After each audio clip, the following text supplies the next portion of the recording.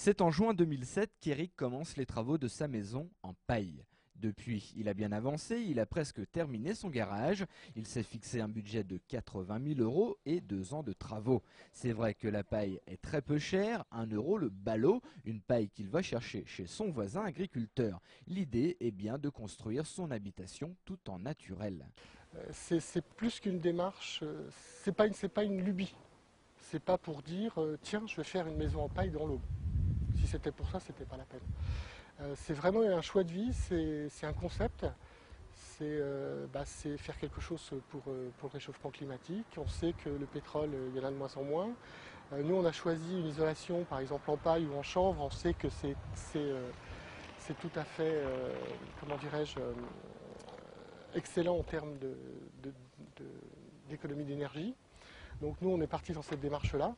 Et puis c'est aussi pour avoir une maison saine. En France, 450 projets de ce type sont en cours de réalisation. Dans l'Aube, ils sont 3, dont Éric. En obtenant son permis de construction, il s'est aperçu que seul l'aspect de la maison comptait aux yeux des autorités. Il pense donc que le fait que sa maison soit écologique n'intéresse pas. Ça n'intéresse personne. Les aides... Et puis, en tant qu'autoconstructeur, ça ne rentre pas dans une démarche économique. Or, aujourd'hui, on ne sait pas faire d'écologie sans économie. Ce qui fait qu'aujourd'hui, un autoconstructeur qui travaille seul, bon, j'ai fait travailler un charpentier, le charpentier du village, ça aussi c'était un choix.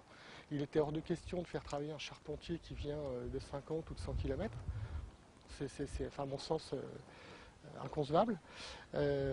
Par contre, je ne vais pas faire travailler d'autres corps de métier. Donc forcément, je ne rentre pas dans une démarche économique. Donc si je ne rentre pas dans une démarche économique, il n'y a pas d'aide et l'écologie ne fonctionne pas. En attendant, cet informaticien loge dans une maison traditionnelle et passe ses moments de libre à construire ses murs de paille à la main.